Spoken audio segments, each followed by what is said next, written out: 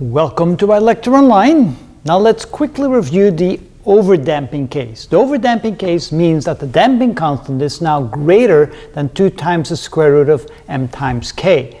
Notice that the original omega, the original angular frequency with no damping, is still the square root of k over m, and the omega sub d, which is the omega caused by the damping, is equal to b over 2m. Now that's not actually going to be the oscillating frequency because there's no longer any oscillations.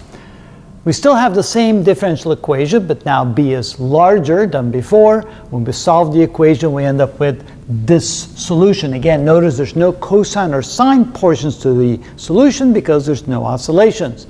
The exponential function is now a little bit more complicated, and notice that the larger omega sub d, which means the larger b, the faster it comes down, right? The quicker the oscillations stop, even though there's no oscillations. Notice we still have the two constants b and c. Notice b is now much more complicated, so we see they're virtually identical, but the only difference is they have a negative here and a positive there. So if you plug in all the values that you know, the rest is not that hard once you have the general equation of the solution, and that is how it's done. See? And